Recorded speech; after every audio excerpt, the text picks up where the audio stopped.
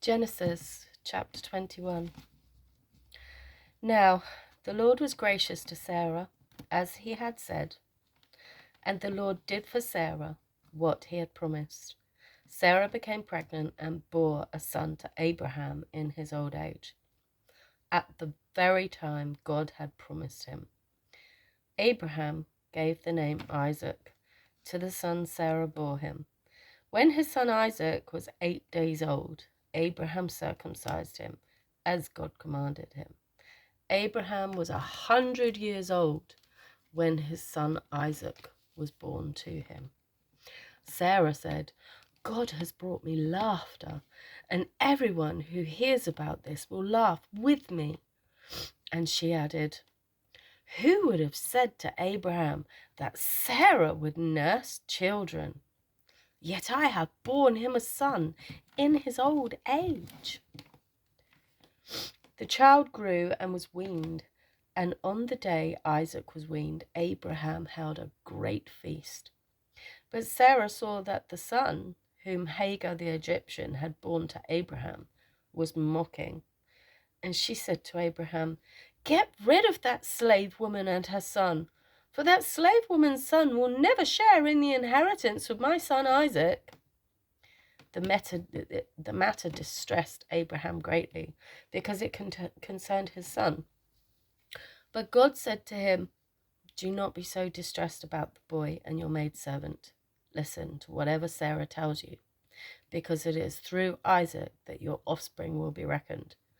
I will make the son of the maidservant into a nation also, because he is your offspring." Early the next morning, Abraham took some food and a skin of water and gave them to Hagar. He set them on her shoulders and then sent her off with the boy. She went on her way and wandered in the desert of Beersheba. When the water in the skin was gone, she put the boy under one of the bushes. Then she went off and sat down nearby, about a bow shot away, for she thought, "I cannot watch the boy die." And as she sat there nearby, she began to sob. God heard the boy crying, and the angel of God called to Hagar from heaven and said to her, "What is the matter, Hagar? Do not be afraid. God has heard the boy crying as he lies there. Lift the boy up and take him by the hand, for I will make him into a great nation." Then God opened her eyes, and she saw a well of water. So she went and filled the skin with water and gave the boy a drink. God was with the boy as he grew up. He lived in the desert and became an archer. While he was living in the desert of Paran, his mother got a wife for him from Egypt. At that time, Abimelech and Phicol, the commander of his forces, said to Abraham, "God is with you in everything you do.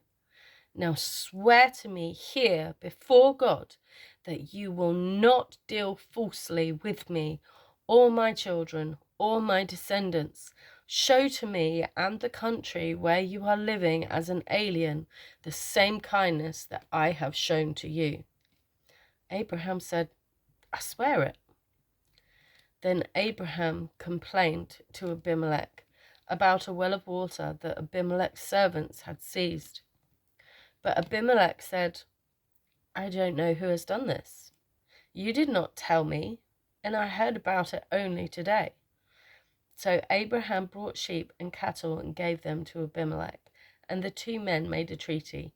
Abraham set apart 7 ewe lambs from the flock, and Abimelech asked Abraham, "What is the meaning of these 7 ewe lambs you have set apart by themselves?" He replied, "Accept these 7 lambs from my hand as a witness that I dug this well." So that place was called Beersheba, because the two men swore an oath there. After the treaty had been made at Beersheba, Abimelech and Phicol, the commander of his forces, returned to the land of the Philistines. Abraham planted a tamarisk tree in Beersheba, And there he called upon the name of the Lord, the eternal God. And Abraham stayed in the land of the Philistines for a long time. Thank you for listening. Have a good day. Bye-bye.